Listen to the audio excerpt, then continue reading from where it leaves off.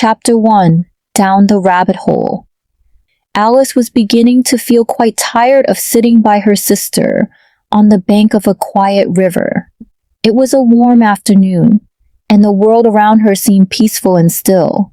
Her sister was deeply absorbed in a book, turning pages from time to time while Alice had nothing to do. She glanced at the book once or twice, hoping to find something interesting, but it contained no pictures and no conversations. To Alice, a book without pictures or conversation seemed dreadfully dull. She leaned back and wondered what she should do. She considered making a daisy chain, but even that seemed like too much effort on such a sleepy day. The sunshine made her feel lazy, and she was almost drifting into a pleasant daydream when something very unusual caught her attention. A white rabbit suddenly ran close by her. At first, Alice did not think much of it.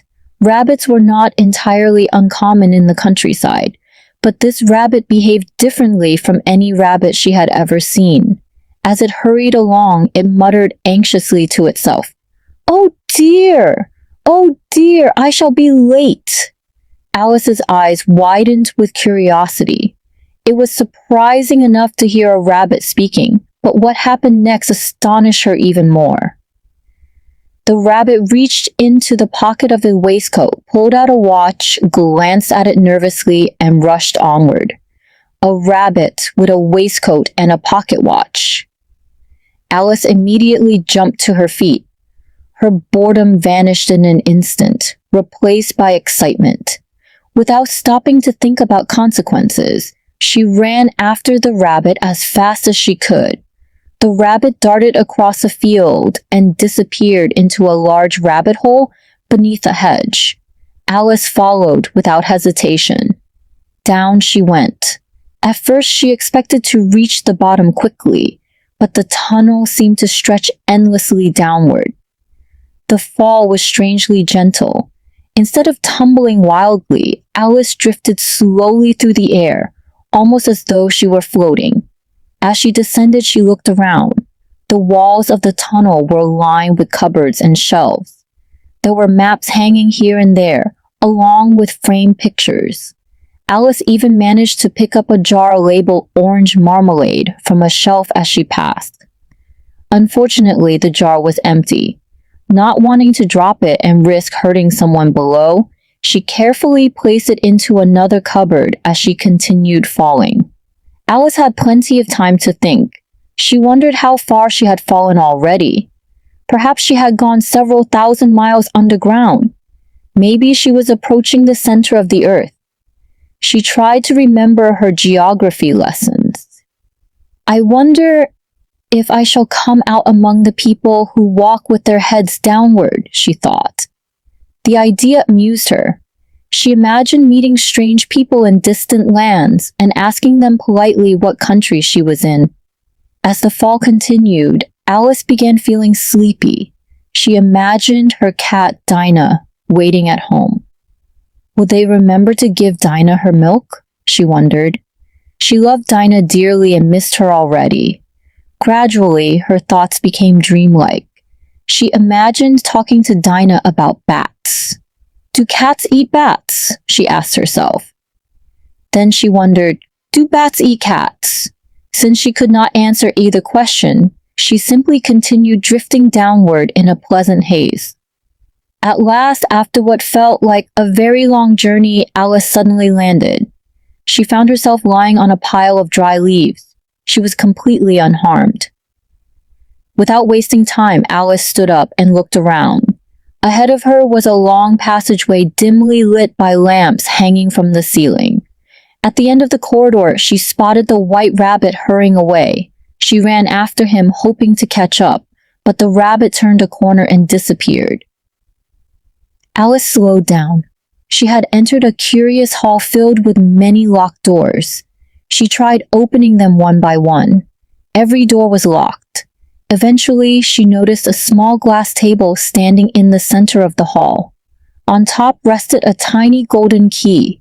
Alice's spirits lifted. Surely this key opened one of the doors. She tested each lock. None matched. Then she discovered a little curtain she had not noticed before. Behind it was a tiny door only about 15 inches high. She inserted the key. It fit perfectly. Excitedly, Alice knelt down and looked through the doorway. Beyond it lay the most beautiful garden she had ever seen. Bright flowers bloomed everywhere. Cool fountains sparkled in the sunlight. Shady paths wound between colorful flower beds. It looked magical. Alice desperately wanted to enter. Unfortunately, she was much too large. Even her head would not fit through the doorway. She sat down and thought carefully. Returning to the glass table, she noticed something she had overlooked earlier. There was now a small bottle standing upon it. Attached to the bottle was a label with two simple words, "Drink me." Alice examined it cautiously. She had been taught to avoid drinking mysterious liquids. However, the bottle bore no warning labels. Satisfied that it appeared safe, Alice tasted it. The drink was delicious.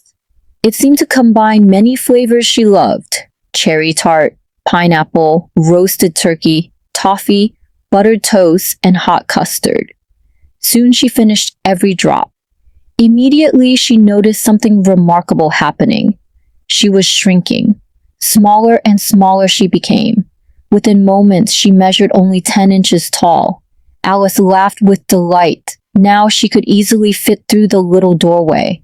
But then she remembered something terrible. She had left the golden key on top of the glass table. At her new size, she could not reach it. She climbed one table leg and tried desperately to scale the slippery surface. It was impossible. Discouraged, she sat down and cried. After a while, she scolded herself. Crying won't help. Looking around again, she spotted a small glass box beneath the table. Inside was a tiny cake. Decorated with raisins on its surface were the words, "Eat me." Alice smiled. She reasoned that eating the cake would surely cause some change. If it made her larger, she could reach the key. If it made her smaller, perhaps she could crawl under the door anyway. Either outcome seemed worth trying. Holding the cake carefully, Alice took a bite and waited eagerly. What will happen next, she wondered. And with that question hanging in the air, the strange adventures of Wonderland had only just begun. Chapter 2: The Pool of Tears.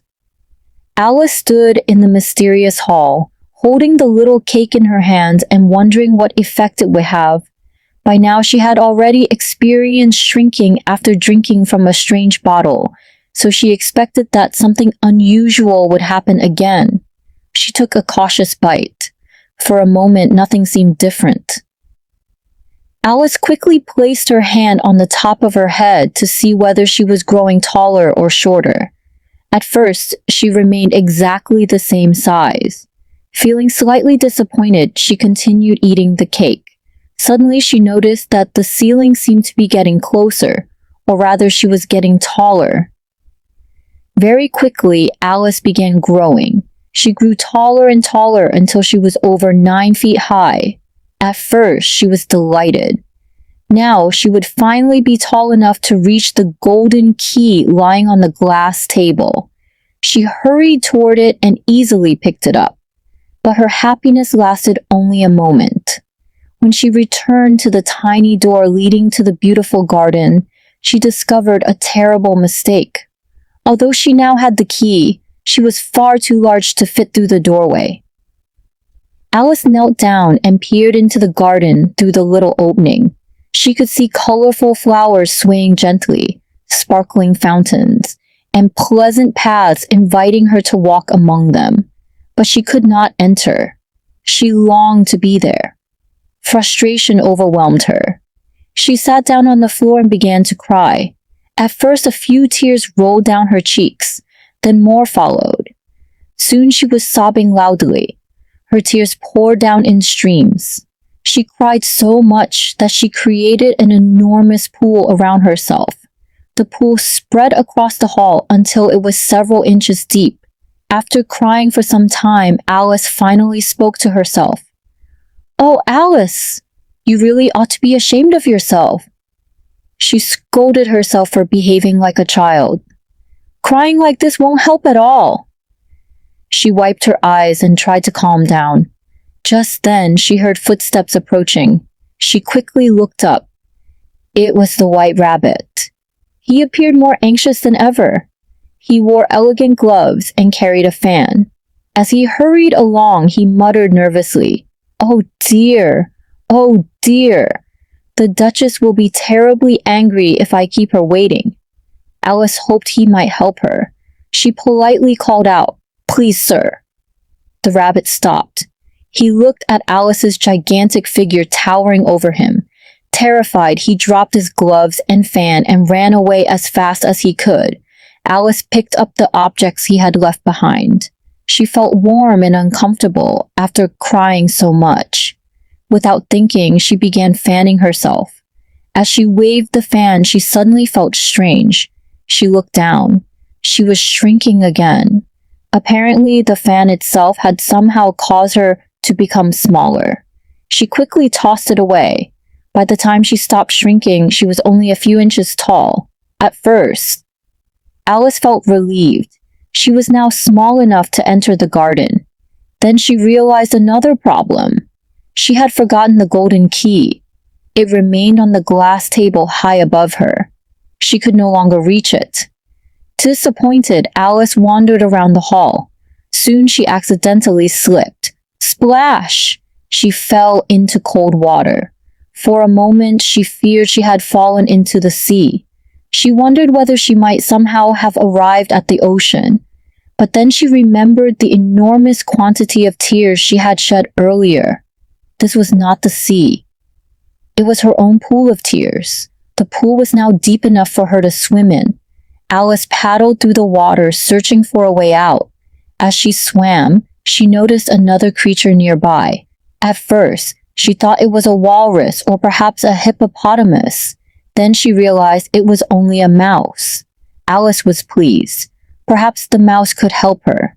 She attempted to speak politely, but she was unsure what language mice understood. Remembering her French lessons, she asked, "Where is my cat?" Unfortunately, this was exactly the wrong thing to say. The mouse trembled with fear. Alice immediately apologized. She explained that she loved her pet cat, Dinah. She began describing Dinah's soft fur, bright eyes, and excellent hunting skills. The mouse became even more upset. Clearly, it disliked cats. Alice apologized once again.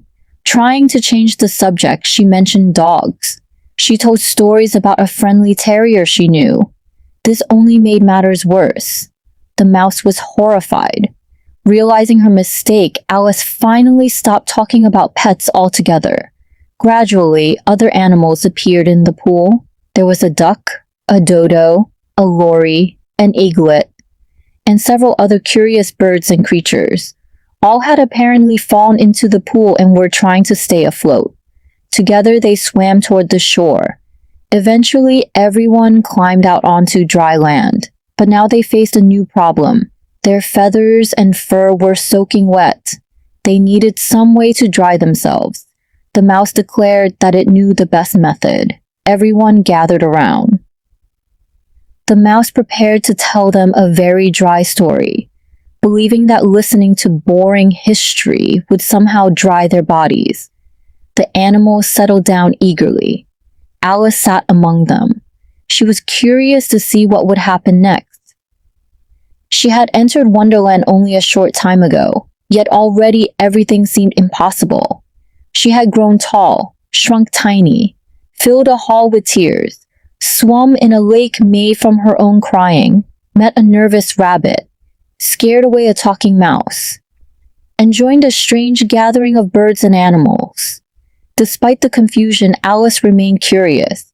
She still hoped to find her way into the beautiful garden she had glimpsed through the tiny door. But for now, she listened attentively as the mouse prepared to begin its peculiar tale. Chapter 3: A Caucus-Race and a Long Tail. The strange collection of animals stood together on the shore beside the pool of tears. Their feathers clung to their bodies, Their fur was soaked, and everyone felt uncomfortable and cold. Alice brushed water from her dress and looked around at her unusual companions. There was a mouse, a duck, a dodo, a lory, an eaglet, and several other curious creatures. None of them seemed entirely sure what to do next. The mouse cleared its throat importantly. "I know the best way to get dry," it announced. The others gathered close. The mouse explained that nothing was more drying than listening to a long and serious piece of history. Without waiting for objections, it began reciting a lesson about old kings, important leaders, and historical events in a very formal voice. The speech was terribly dull. Alice listened politely for a while but soon lost interest. She was still wet and could not feel herself drying at all. She whispered to the duck, "Do you feel any drier?" The duck shook its head. Not at all. The mouse continued speaking proudly, believing its historical lesson was working perfectly. Eventually, a dodo interrupted. "I think we need something much better." Everyone turned toward the dodo. The bird puffed itself up importantly and proposed an unusual solution. A Caucus-Race. Several animals looked puzzled. Alice had never heard of such a race before. "What exactly is a Caucus-Race?" she asked. The dodo decided that the easiest way to explain it was simply to conduct one. First, it marked out a rough circular course. The shape did not matter. There were no starting lines, no finish lines, no rules. The participants simply gathered in random positions around the course. At the dodo's signal, everyone began running. Some creatures ran quickly. Others moved slowly. Some changed direction unexpectedly. Some stopped to rest. Others wandered aimlessly before continuing. Nobody kept track of time. Nobody knew who was winning. They simply ran around and around. After nearly half an hour, the dodo suddenly shouted, "The race is over!" Everyone stopped immediately. Breathing heavily, they gathered around the dodo. Now came the important question. Who had won? The dodo thought carefully. It folded its wings. It walked back and forth. It scratched its head thoughtfully. At last, after much consideration, it announced, "Everybody has won." The animals cheered. Then someone asked another question. "Who gives out the prizes?" The dodo pointed directly at Alice. "She does." Alice was surprised. She searched her pockets. The only thing she could find was a small box of candies. Fortunately, there were enough pieces for everyone. She distributed them carefully. Each animal received one sweet. Everyone seemed delighted. The prizes were accepted with a great ceremony. Then the mouse asked, "What about Alice?" The dodo considered the matter. Alice deserved a prize too. After thinking for a moment, the dodo asked whether Alice had anything else in her pockets. She discovered a tiny thimble. The dodo solemnly took the thimble from her. It presented it back to Alice with a grand speech, praising her efforts. The animals applauded enthusiastically. Alice found the entire ceremony rather silly, but she thanked them politely. Soon afterward, conversation turned toward families and pets. Alice remembered Dinah, her beloved cat. She happily began describing how wonderful Dinah was. "She catches mice very quickly," Alice said proudly. Instantly, the mouse shuddered. Several birds looked alarmed. Alice realized she had made another mistake. She quickly apologized, but she continued talking. "Dinah is also excellent at catching birds." That was even worse. The birds fluttered nervously. One by one, they started moving away. The lory became offended. The eaglet looked frightened. The duck lost interest in the conversation. The mouse prepared to leave. Alice felt terrible. She genuinely did not want to upset anyone. She begged the mouse to stay. "Please don't go." The mouse hesitated. Finally, it agreed to remain and explain why it hated cats and dogs. Alice listened attentively. The mouse announced dramatically, My story is a long and sad tale. Alice looked at the mouse's long tail trailing across the ground. She misunderstood. She thought the mouse was referring to his tail. She stared at it curiously. I wonder why it is sad, she thought. As the mouse spoke, Alice continued imagining stories about the tale itself. Eventually, the mouse noticed she was not paying attention. You are not listening, it exclaimed angrily. Alice apologized. She admitted that she had become distracted. The mouse grew irritated. It refused to continue. It stood up.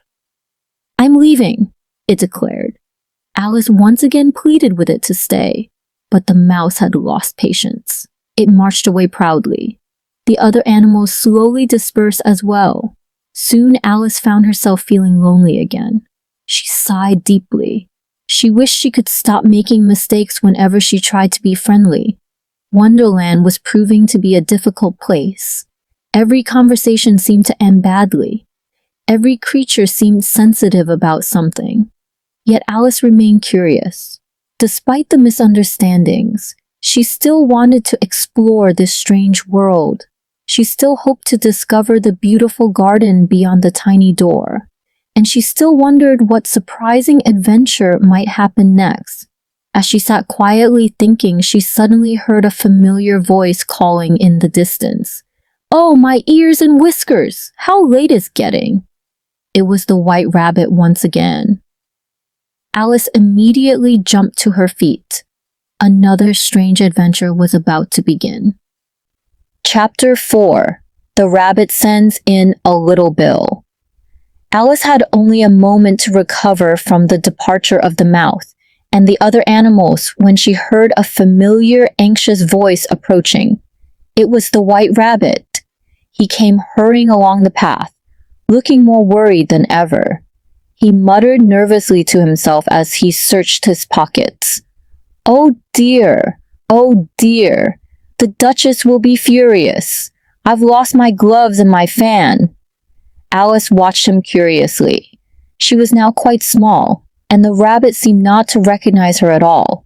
The rabbit glanced in her direction and soon she was someone else entirely. Why, Mary Ann, what are you doing here? He exclaimed. Run home this instant and bring me a pair of gloves and a fan. Alice was surprised. Apparently the rabbit mistook her for his servant. Wonderland was so strange that Alice had almost grown accustomed to people making odd assumptions. Instead of arguing, she decided to follow his instructions. Perhaps I'll learn something interesting, she thought. She hurried in the direction the rabbit had indicated and soon arrived at a neat little house. On the door was a shining brass plate bearing the rabbit's name. Alice entered quietly. Inside, she found a cozy room furnished with chairs, shelves, and small household objects. Upon a table lay a pair of white gloves and a fan. Alice picked them up, but before leaving, her eyes were drawn toward a small bottle standing nearby. There was no label this time.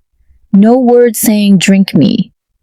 Nevertheless, Alice had already learned that eating and drinking mysterious things in Wonderland often led to exciting discoveries. Something interesting always happens, she thought. She uncorked the bottle and took a sip. Immediately, she began to grow. At first, Alice smiled, but within seconds, she realized she was becoming far too large.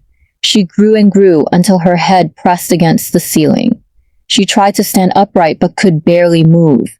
One arm stretched out through a window. One foot pushed up against the fireplace. She had completely filled the little house. Now I've done it again, Alice said sadly. I do wish I wouldn't keep growing and shrinking so much. Meanwhile, outside the house, the White Rabbit returned. He approached the front door carrying several packages. He attempted to enter, but the door would not open. He walked around to the window. Suddenly, Alice's enormous hand appeared. The rabbit jumped backward in terror. Mary Ann has turned into a monster, he cried. He ran away seeking help. Soon a crowd gathered outside. Various animals and creatures discussed what should be done.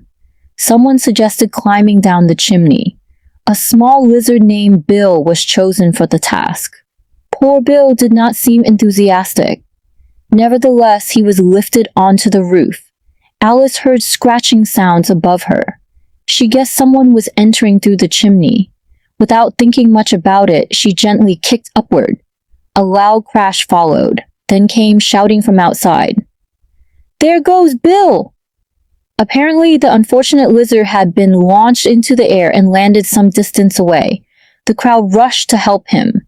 Bill was shaken but alive. Alice felt a little guilty. She had not intended to hurt anyone. Outside, the animals debated another plan. After much discussion, someone suggested throwing stones through the windows. Small pebbles soon flew into the house. Alice tried brushing them away. But something extraordinary happened. The stones transformed into tiny cakes. Alice stared at them in amazement. "Perhaps eating one will make me smaller," she reasoned. She picked up a cake and ate it. Immediately, she began shrinking. Smaller and smaller she became. At last, she was little enough to move comfortably again. Without wasting another moment, Alice rushed toward the door and escaped from the house. Outside, the crowd was still gathered around Bill. When they noticed Alice emerging, they shouted and ran toward her. Alice quickly fled into the woods. She ran until she was certain no one was following. Finally, she slowed down. She found herself alone among tall trees. Birds sang softly overhead. The forest seemed peaceful after the chaos at the rabbit's house. Alice leaned against a tree and considered her situation. She was tired of constantly changing sizes. She wanted to become her proper height again. She also still hoped to reach the beautiful garden she had glimpsed earlier, but she had no idea how to accomplish either goal. As she wandered deeper into the forest, she noticed something unusual. High above her sat a large blue caterpillar. The creature rested calmly upon a giant mushroom. It was smoking a long hookah and blowing lazy rings of smoke into the air. The caterpillar appeared perfectly relaxed. After several moments of silence, it slowly turned toward Alice. Then, in a deep and sleepy voice, it asked a simple question. "Who are you?" Alice paused. She was not entirely sure she knew the answer anymore. After growing and shrinking so many times, she hardly felt like the same person she had been that morning. And thus began yet another strange encounter in Wonderland. Chapter 5. Advice from a Caterpillar. Alice stood quietly beneath the enormous mushroom, gazing upward at the unusual blue caterpillar sitting comfortably on top. Thick curls of smoke drifted lazily from his hookah, twisting through the air before disappearing among the trees. For several moments, neither of them spoke. The caterpillar simply watched Alice with sleepy eyes, as though he had all the time in the world. At last, he removed the mouthpiece from his hookah and spoke in a slow, calm voice. "Who are you?" The question sounded simple enough, but Alice found it surprisingly difficult to answer. She sighed softly. "I hardly know, sir, at present," she admitted honestly. "At least I know who I was when I got up this morning, but I think I must have changed several times since then." The caterpillar raised an eyebrow. "What do you mean by that?" he asked. Alice tried her best to explain. She told him about drinking from a mysterious bottle and shrinking to a tiny size. She described eating a cake that made her grow extremely tall, becoming enormous inside the White Rabbit's house, and then shrinking back down again. "It's all very confusing," Alice said. "I don't seem to feel quite like myself anymore." The caterpillar calmly puffed on his hookah. "I don't see why," he replied. Alice felt a little frustrated. "Perhaps you wouldn't understand because you haven't had to change sizes so many times." The caterpillar looked at her thoughtfully. "Who says I haven't?" he asked. Alice paused. Of course. One day a caterpillar transforms into a butterfly. Perhaps he understood change much better than she realized. The caterpillar spoke again. "What size would you like to be?" Alice thought carefully. "I'm not particular about the exact height," she answered. "I simply don't enjoy changing so often." "Not accustomed to it?" the caterpillar asked. "No." "You will be." Alice wasn't entirely convinced.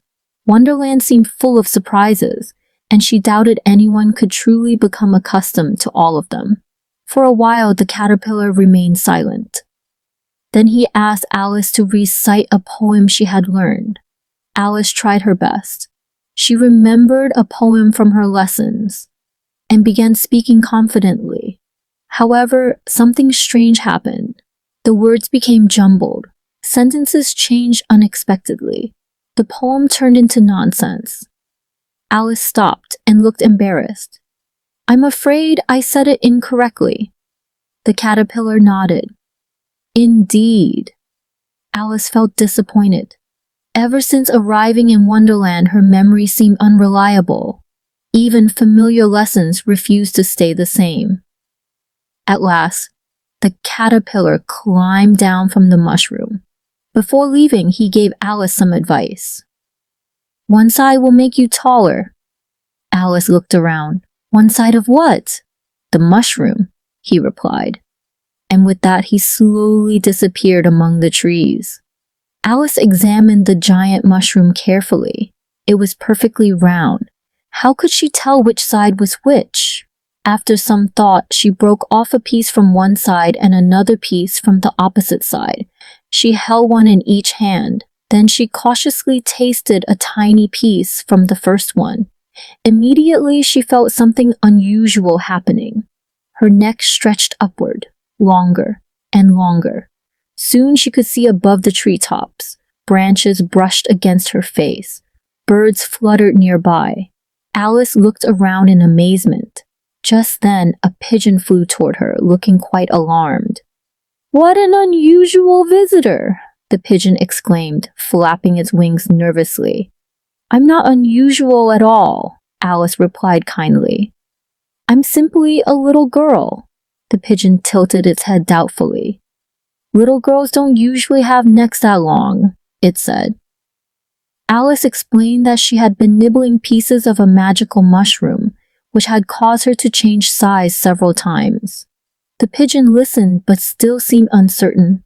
It explained that it had been carefully watching over its nest for days and had become very protective of its eggs. Alice tried to reassure the bird.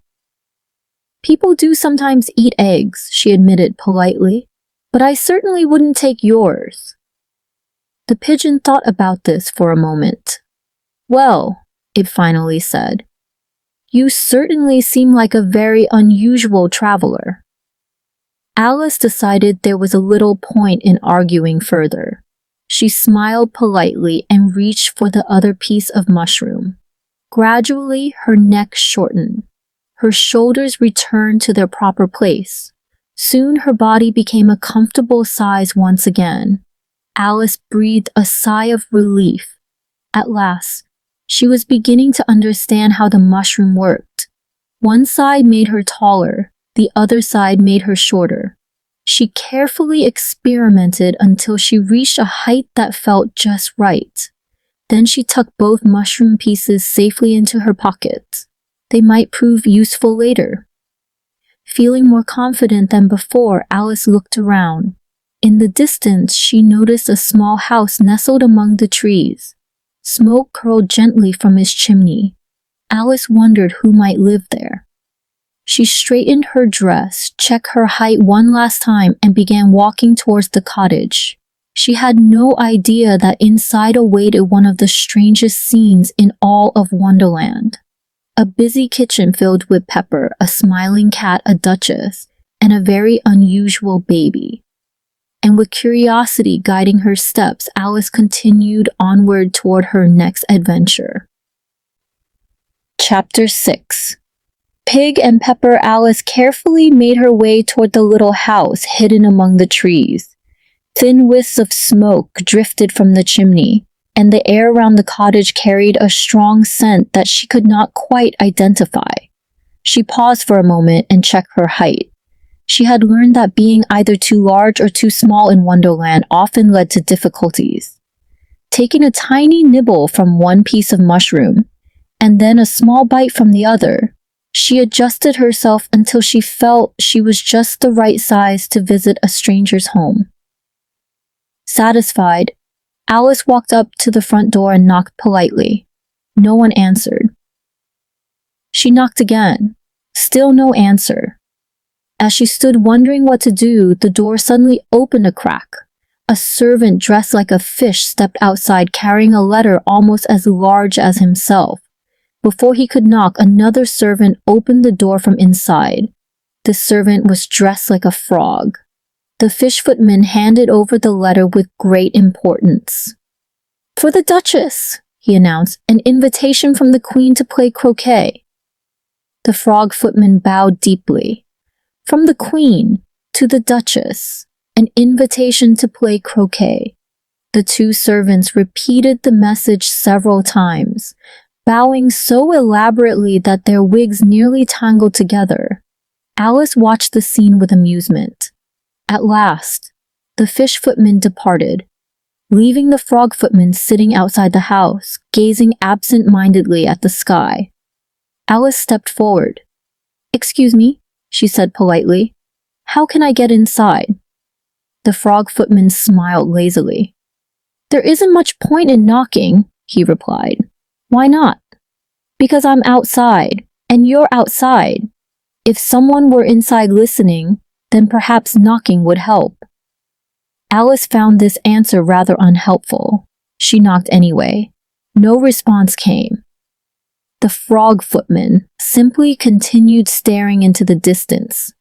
Finally, Alice decided that if no one intended to stop her, she might as well enter. She opened the door and stepped inside. Instantly, she began sneezing. The entire kitchen was filled with pepper. Clouds of it floated through the air. Everyone in the room seemed affected. A cook stood over a large pot hanging above the fire, stirring vigorously. She sneezed constantly. A baby sat in the Duchess's arms, sneezing almost every few seconds. Even Alice could hardly stop sneezing. Only one creature seemed entirely comfortable. A large cat sat on the hearth grinning from ear to ear. Its smile was so broad and cheerful that Alice couldn't help staring. She had never seen a cat grin quite like that before. The Duchess rocked the baby roughly while singing a strange lullaby. Between verses, she bounced the child up and down. The baby sneezed repeatedly. Alice felt concerned. She hoped the little one was all right. After a while, Alice gathered enough courage to speak. "Please forgive me," she said. "Why is your cat smiling?" The Duchess answered casually, "Because it's a Cheshire Cat." Alice nodded. She wasn't entirely sure what that meant, but she accepted it. Soon the cook began tossing kitchen utensils around. Plates flew past, bowls rattled, spoons clattered onto the floor. Alice ducked as a pan sailed overhead. Surprisingly, no one else appeared bothered. Wonderland truly had unusual housekeeping habits. Eventually, the Duchess stood up. She suddenly placed the baby into Alice's arms. "Here," she said. "You may look after it for a while. I have to get ready for croquet."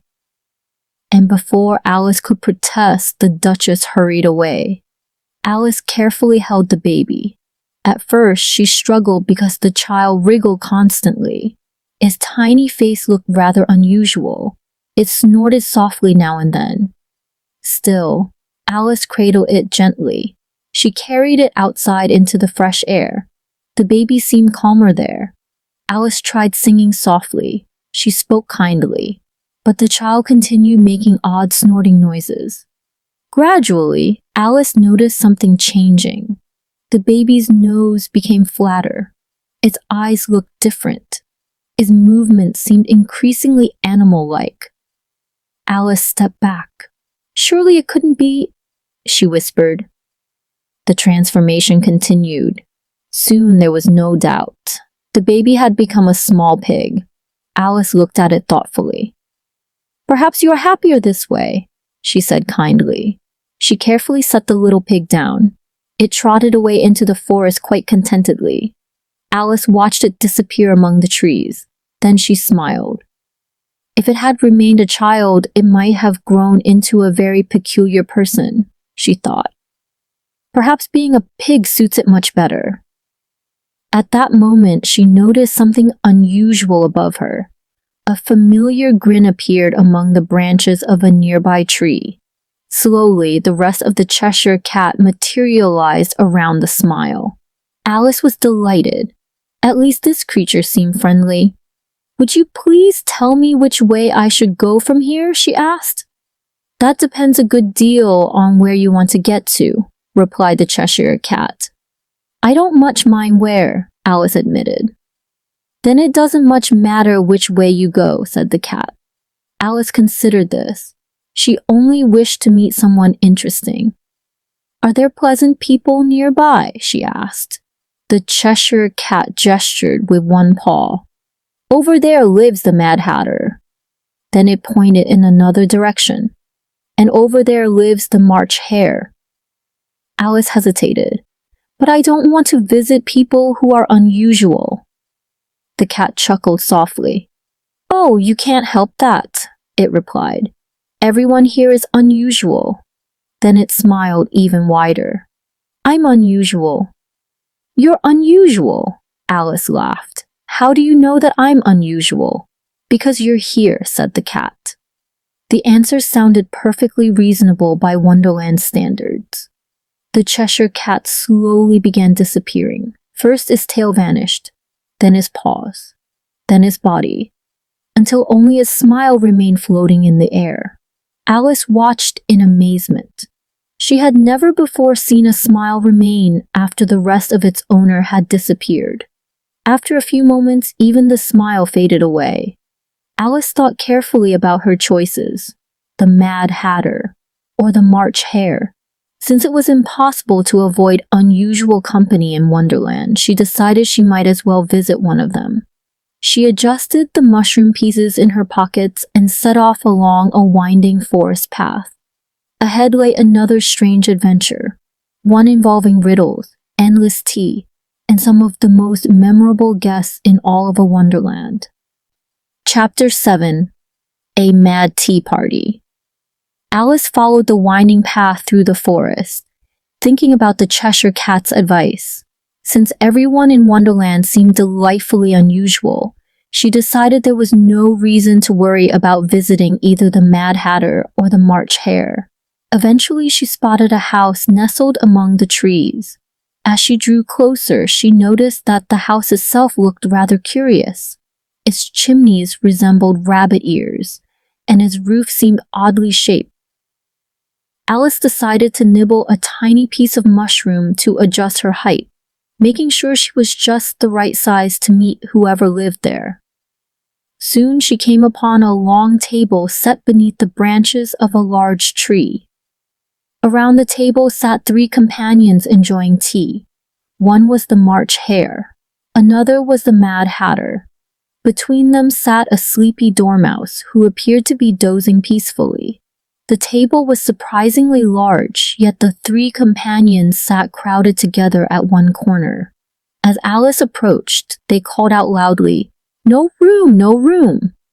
Alice looked down the length of the nearly empty table.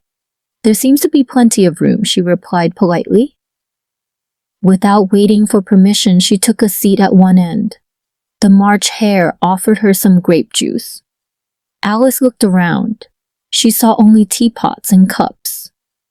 "I don't see any grape juice," she said.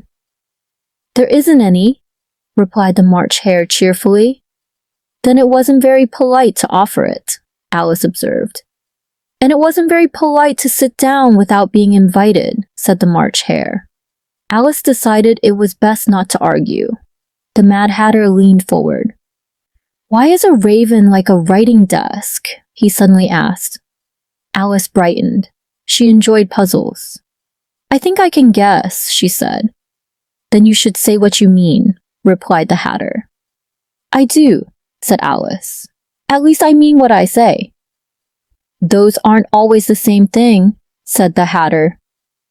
The conversation quickly became delightfully confusing. Everyone seemed to enjoy playing with words. The Dormouse slept quietly in the middle while the Hatter and the March Hare occasionally rested their elbows on him as if he were a cushion. From time to time, the Dormouse opened his eyes briefly, murmured a few words, and then drifted back to sleep. Alice noticed something unusual. The tea table was covered with countless cups, saucers, spoons, and teapots. Many dishes looked unused. Why are there so many places set at the table? She asked. The Hatter sighed dramatically. It's always tea time. Alice blinked. Always. Yes, the Hatter explained. Time and I once had a disagreement. He told Alice that he had once sung at a royal gathering attended by the Queen. She had not appreciated his performance. After that, Time became offended and refused to cooperate with him. As a result, the clock forever remained at 6 o'clock. Tea time never ended. Whenever their cups became dirty, they simply moved to the next place at the table. Round and round they went. Endless tea, endless cups, endless conversation. Alice found the idea fascinating. But what happens when you come back to the beginning? She asked. The March Hare shrugged. We haven't reached that point yet. The Hatter suddenly asked Alice what day of the month it was. She answered. He examined his watch. The watch, however, seemed quite unusual. It showed the day, but not the hour. Alice mentioned this. The Hatter explained that his watch behaved differently. Everyone seemed perfectly satisfied with this arrangement. Then the Dormouse awoke. He was encouraged to tell a story. Still half asleep, he began speaking. Once upon a time, there were 3 sisters. What were their names? Alice asked. Elsie, Lacey, and Tilly, said the Dormouse. And where did they live? At the bottom of a syrup well. Alice looked puzzled. There can't be such a thing as a syrup well. There certainly can, replied the Hatter. Why not? Added the March Hare. The Dormouse continued. The sisters spent their days drawing pictures. What did they draw? Alice asked. They drew everything beginning with the letter M. Alice thought. Like mice? Yes. And moons? Certainly. And mountains? Of course. Alice smiled. Wonderland stories always seem to follow their own special kind of logic. As the Dormouse continued, the Hatter and March Hare occasionally interrupted, making the story increasingly difficult to understand. At last, Alice felt frustrated. The conversation jumped from one topic to another without warning. No one answered questions directly. The riddle about the raven still had no solution. The stories made less and less sense. Finally, the March Hare accidentally upset a milk jug. The Hatter moved to another chair. The Dormouse nearly fell asleep into a teapot. Alice stood up. I've never been to such a confusing tea party, she declared. No one seems interested in making things easy to understand. The Hatter simply smiled. The March Hare poured himself more tea. The Dormouse drifted back to sleep. Alice walked away through the forest. As she glanced back, she saw the Hatter and March Hare gently placing the sleeping Dormouse into a large teapot while continuing their endless tea time. Alice shook her head and laughed softly. Wonderland certainly knew how to surprise its visitors. Before long, she noticed something new ahead. Hidden among the trees stood a beautiful garden. There, she would soon meet a queen who loved croquet. A royal court unlike any she had ever imagined, and a most extraordinary game. And with curiosity leading the way, Alice stepped forward toward her next adventure. Chapter 8. the Queen's Croquet-Ground. After leaving the lively tea party behind, Alice continued walking through the woods. She was still thinking about the endless cups of tea, the puzzling riddles, and the sleepy dormouse when she suddenly noticed 3 gardeners busily working near the entrance to a beautiful garden. As she moved closer, Alice stopped in surprise. The gardeners were not ordinary people. They looked exactly like playing cards. Each had a flat body, painted clothing, and symbols on their chests. They were known as 2, 5, and 7. The 3 gardeners seemed quite nervous. They were hurriedly painting white roses red. Alice watched for a few moments before approaching them. "Excuse me," she said politely. "Why are you painting the roses?" The gardeners looked around anxiously. Finally, one of them answered. "We planted a white rose tree by mistake. The Queen wanted red roses. If she notices our error, she certainly won't be pleased." Alice understood immediately. The gardeners were trying to correct their mistake before anyone important arrived. Just then, the sound of music echoed through the garden. Trumpets began to play. Footsteps approached. The gardeners immediately threw themselves flat upon the ground. Alice turned to see an impressive procession entering the garden. First came soldiers shaped like playing cards, then musicians. Next came royal children dressed beautifully. Courtiers followed behind them. At last, walking proudly at the center of the procession, came the king and queen. The queen carried herself with great confidence. Everyone bowed respectfully as she passed. Alice remained standing. She had never learned the proper rules for greeting royalty in Wonderland.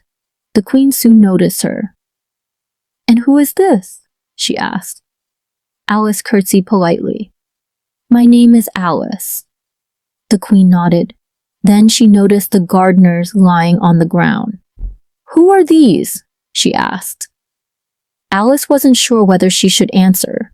The gardeners were painted cards after all. She politely replied, "I really couldn't say." The queen seemed surprised. "You don't know?" "No, Your Majesty." The queen studied Alice for a moment. Then she smiled slightly. Alice realized that despite the queen's dramatic manner, she seemed simply very passionate about keeping everything organized exactly the way she liked. Soon, attention returned to the croquet game. The queen invited Alice to join. Alice happily agreed. She had played croquet before. She expected a pleasant game. Instead, she discovered that Wonderland croquet was unlike anything she had ever imagined. The mallets were flamingos. The balls were hedgehogs. The arches were formed by soldiers bending over and standing on their hands and feet. Alice picked up her flamingo. Unfortunately, the bird preferred twisting its neck around to look at her. Whenever Alice aimed at a hedgehog, it curled into a ball and rolled away in another direction. The soldiers, acting as arches, occasionally stood up and wandered around. It became almost impossible to play properly. Still, everyone tried their best. The queen moved quickly around the field, encouraging players to continue. The game became wonderfully chaotic. People laughed. Flamingos flapped their wings. Hedgehogs wandered freely. No one seemed to know who was winning, yet everyone remained busy chasing after their equipment. Alice found herself smiling. Wonderland certainly knew how to make ordinary games extraordinary. As she paused for a moment, she noticed a familiar grin appearing in the air nearby. Slowly, the Cheshire Cat materialized. First came the smile, then the eyes. Then the rest of the cat appeared. Alice was delighted. She finally had someone she recognized. "How are you enjoying the game, Arn?" asked the cat. "It's certainly very lively," Alice replied. "The rules seem to change constantly." The cat chuckled. "That sounds very much like Wonderland." Alice looked around.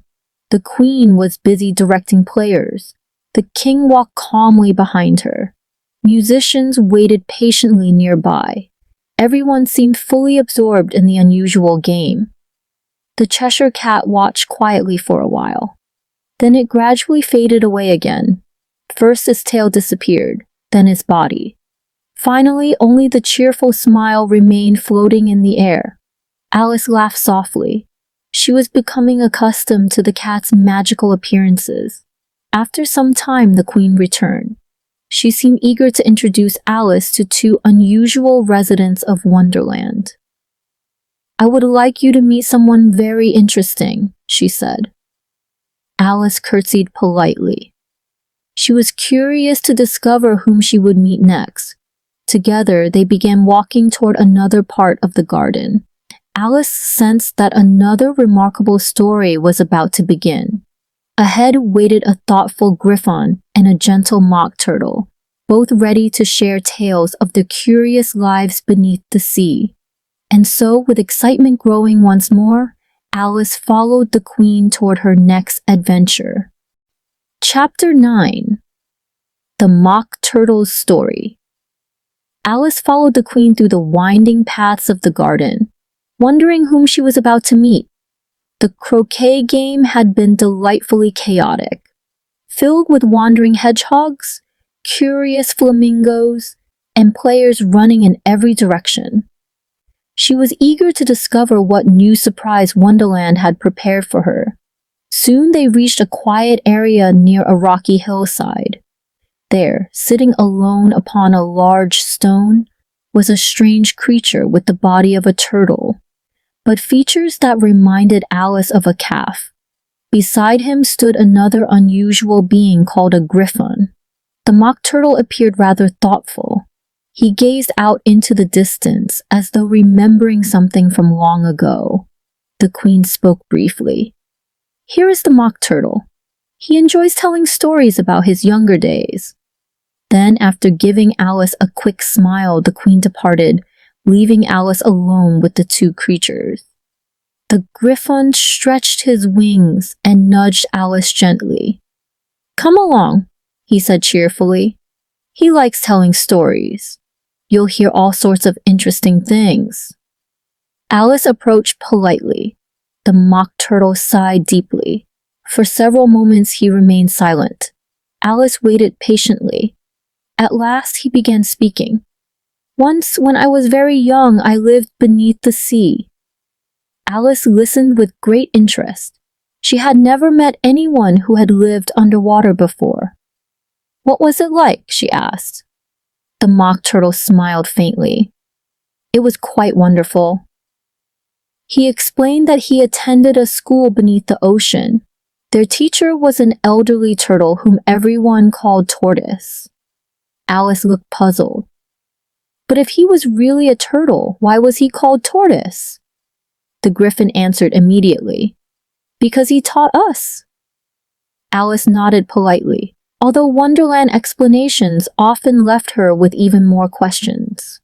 The mock turtle continued. The students studied many subjects: reading, writing, arithmetic, geography, music, art, and several unusual lessons found only in Wonderland. One subject was called reeling, another was writhing. There was also ambition, distraction, beautification, and derision. Alice found the names amusing. "They sound very different from my school lessons," she admitted. "They certainly were," replied the mock turtle. He explained that classes became shorter each day. On the first day, students studied for 10 hours. On the second day, 9 hours. On the third day, 8 hours. And so on. Alice thought this arrangement seemed quite pleasant. "I believe many children would enjoy that system," she said with a smile. The griffin laughed. The mock turtle seemed pleased that Alice was listening so attentively. He described the teachers who visited occasionally. One instructor taught drawing. Another specialized in music. There were dancing lessons as well. Students practiced moving gracefully beneath the waves. Everything sounded imaginative and magical. Alice almost wished she could attend such a school herself.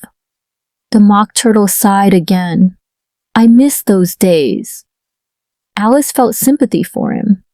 It seemed that even in Wonderland, people sometimes look back fondly on happy memories. She asked gentle questions, encouraging him to continue. The Mock Turtle spoke about games played near coral reefs. He described swimming competitions, musical performances, gatherings with friends, and long afternoons exploring colorful underwater gardens. Alice listened carefully. She imagined schools made of shells, classrooms decorated with seaweed, windows through which fish swam past. The stories painted wonderful pictures in her mind. Occasionally, the Griffin interrupted. He encouraged the Mock Turtle to continue whenever he paused. Tell her about the dances. Tell her about the songs. The Mock Turtle smiled. There was one dance everyone loved. Alice leaned forward eagerly. What was it called? The Lobster Quadrille. The name sounded fascinating. Alice had never heard of such a dance before. The Mock Turtle promised to explain it in detail. He and the Griffin even offered to demonstrate some of the steps. Alice clapped her hands happily. She enjoyed learning new things, especially in Wonderland, where every lesson seemed to bring another delightful surprise. As the sun slowly moved across the sky, Alice realized she had traveled very far from the riverbank where her adventure had begun. She had fallen down a rabbit hole, changed sizes countless times, attended an endless tea party, played croquet with flamingos, and now she was learning about underwater schools and magical dances. Wonderland truly seemed endless. The Mock Turtle stood up slowly. Now, he said warmly, let us talk about the Lobster Quadrille. Alice smiled. She sensed that another memorable chapter of her journey was just beginning, and with excitement sparkling in her eyes, she prepared to hear about the most unusual dance she had ever encountered. Chapter 10. The Lobster Quadrille. Alice sat comfortably beside the Mock Turtle and the Griffin, eager to hear more about the wonderful underwater world they had been describing. She had greatly enjoyed listening to stories about schools beneath the sea, unusual lessons, and magical teachers. Now she was especially curious about the dance called the Lobster Quadrille. The Mock Turtle smiled warmly. It is one of the most delightful dances beneath the sea, he said. Alice leaned forward with excitement. How do you dance it? She asked. The Griffin immediately stood up. We can show you, he announced cheerfully. The Mock Turtle slowly rose from his rock. Although he still seemed thoughtful at times, he looked much happier when speaking about the dance. The Griffin explained that the dance usually took place along a sandy beach near the ocean. Groups of sea creatures gathered together. There were turtles, fish, seals, and of course lobsters. Everyone lined up neatly in pairs and waited for the music to begin. At the sound of the music, the dancers stepped forward together. Then they stepped backward, bowed politely, turned around gracefully, and moved in circles beside the sparkling sea. Waves rolled gently onto the shore while everyone danced happily beneath the bright sky. Then came the most surprising part. The dancers playfully sent their lobster friends toward the water and laughed as they happily swam after them. Alice giggled. That sounds wonderful to watch, she said. It certainly is, replied the Mock Turtle. Since there were no lobsters nearby, the Griffin and the Mock Turtle decided to give Alice a small demonstration. They bowed to one another, twirled around, moved side to side, and hummed a cheerful melody as they danced across the grass. Alice watched with delight. Wonderland always seemed able to turn ordinary moments into magical adventures. When the demonstration ended, Alice clapped politely. That was lovely, she said warmly. The Mock Turtle smiled. I'm glad you enjoyed it. Then he asked Alice if she would like to recite a poem. Alice hesitated. She remembered that poems in Wonderland rarely sounded the way she expected. Still, she agreed to try. She began speaking.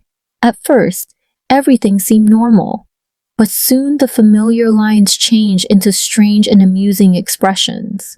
The poem sounded entirely different from what she intended. Alice paused and laughed softly. "I don't think my poems work properly here," she admitted.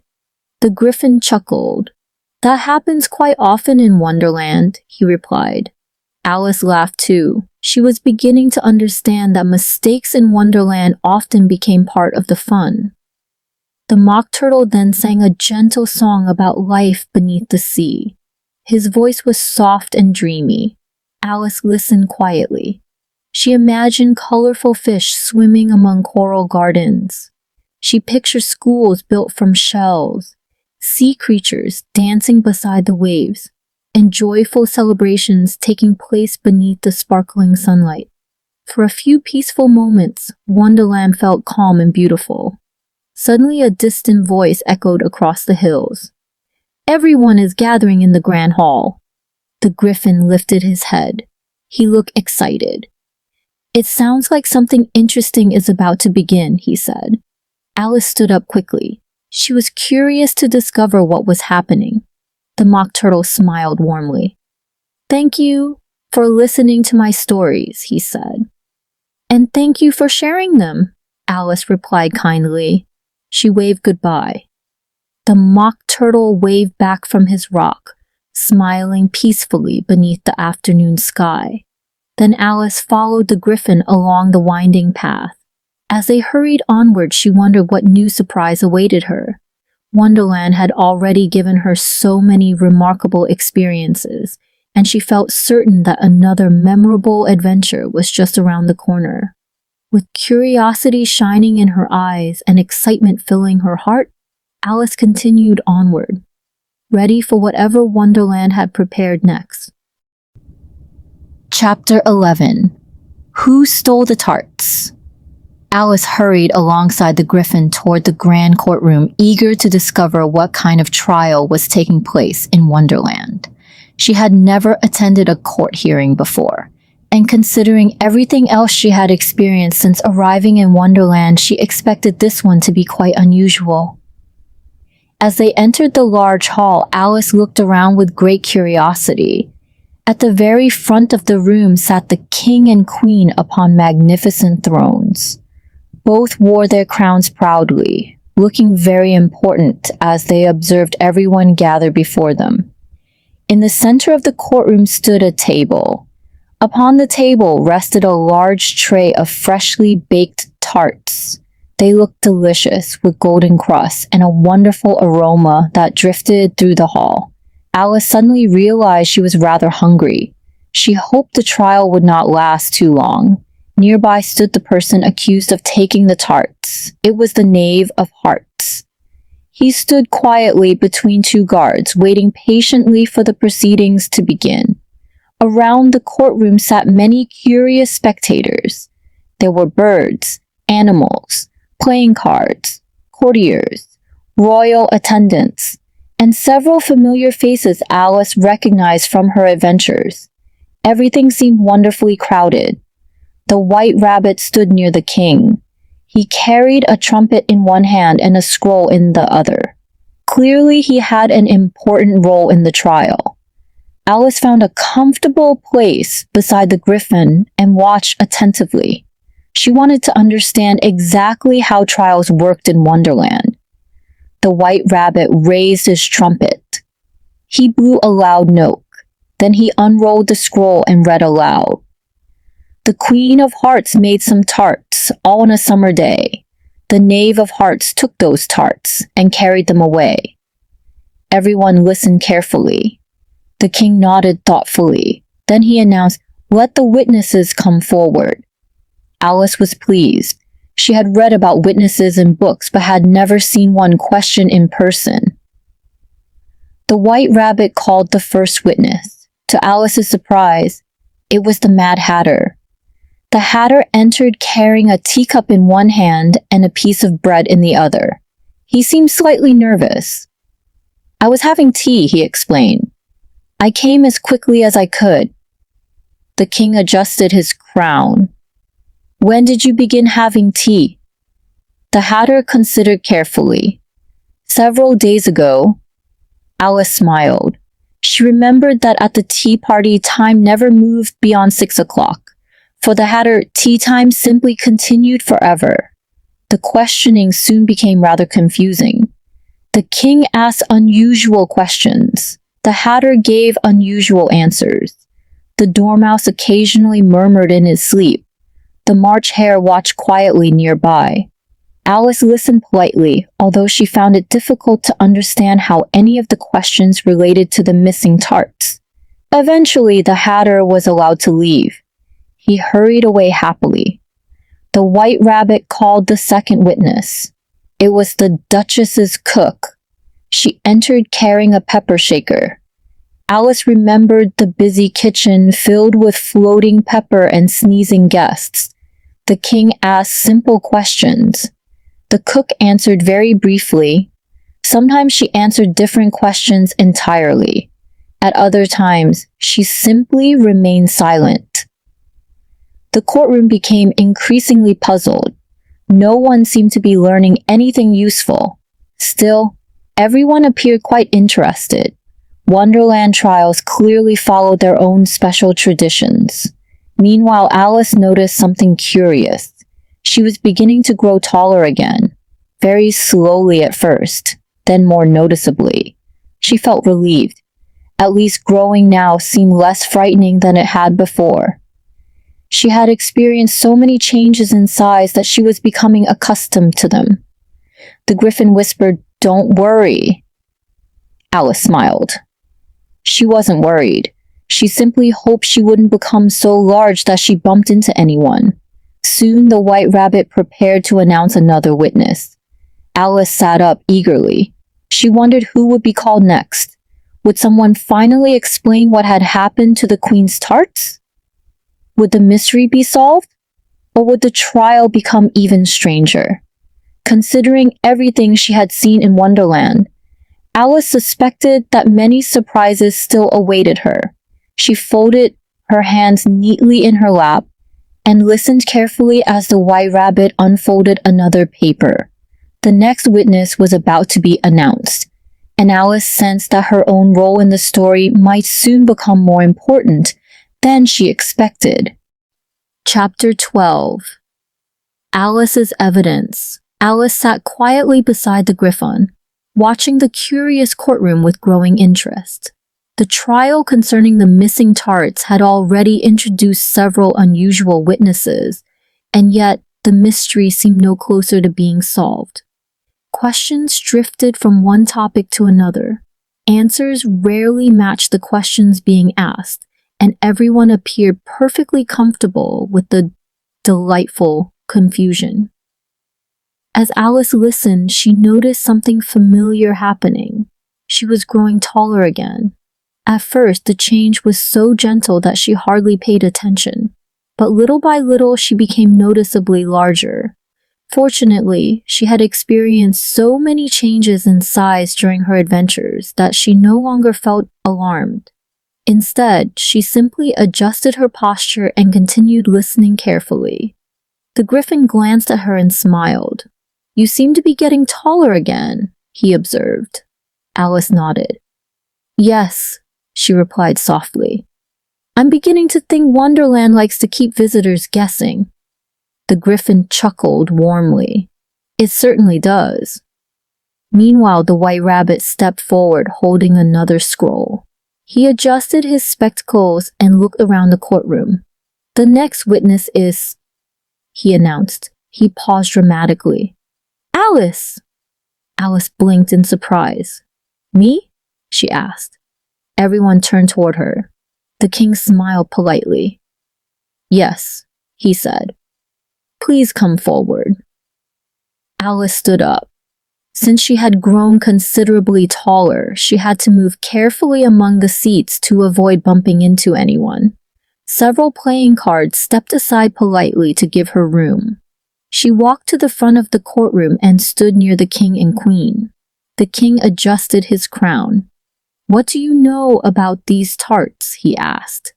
Alice answered honestly, "Nothing at all." The king nodded thoughtfully. "Nothing at all?" "Nothing at all," Alice repeated. The king whispered something to the White Rabbit, who wrote it down very seriously. Alice watched with curiosity. She wasn't sure how writing down that she knew nothing could help solve the mystery, but Wonderland had taught her not to question every unusual custom. At that moment, the White Rabbit discovered another piece of paper. "I found an important document," he exclaimed excitedly. Everyone leaned forward. The Queen looked interested. The King straightened in his chair. Even the spectators seemed eager to hear what it contained. The White Rabbit unfolded the paper.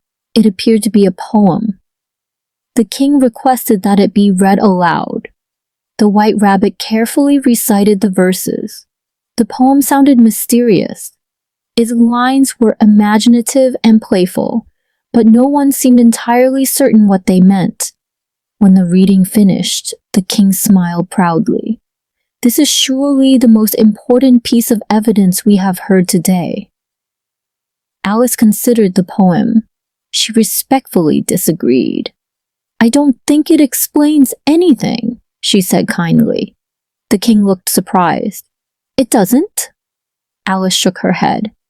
"It sounds interesting," she admitted, "but I don't believe it tells us who took the tarts."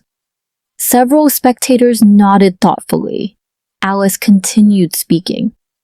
"I've listened to everyone carefully, and it seems that no one has discovered what truly happened." The courtroom became quiet. For the first time, Alice felt confident expressing her thoughts. Earlier in her journey, she might have remained silent, but Wonderland had helped her become braver. She had fallen down a rabbit hole, changed sizes countless times, met talking animals, attended an endless tea party, played croquet with flamingos, learned dances from sea creatures, and listened to remarkable stories beneath the sky. After so many adventures, she no longer felt shy about sharing her opinion. The Queen stood up dramatically. She seemed ready to announce something important. But Alice smiled calmly. She had begun to realize that Wonderland often appears serious on the surface, while remaining wonderfully playful underneath. Suddenly a gentle breeze swept through the courtroom. The playing cards fluttered upward like leaves caught in the wind. They danced and twirled around Alice in every direction. Alice raised her hands in surprise. The room seemed to spin. Voices became softer. The courtroom faded. The king disappeared. The queen vanished. The White Rabbit drifted away. The griffin and the mock turtle grew distant. Everything became bright. And then Alice opened her eyes. She was lying beside the riverbank. Sunlight filtered through the trees. Birds sang softly nearby. Her sister sat beside her exactly where she had been at the beginning of the day. Alice blinked. Wonderland was gone. She sat up slowly and told her sister about the extraordinary dream she had experienced. She described the White Rabbit, the caterpillar, the Cheshire Cat, the Mad Hatter, the Queen, the Mock Turtle, and all the marvelous adventures she had enjoyed. Her sister listened with a gentle smile. Alice felt happy. Even though Wonderland had disappeared, its sense of wonder remained in her heart. She realized that imagination could turn an ordinary afternoon into an unforgettable journey. And perhaps somewhere beyond the world we know, Wonderland would always be waiting for curious dreamers willing to follow a rabbit down an unexpected path. The end.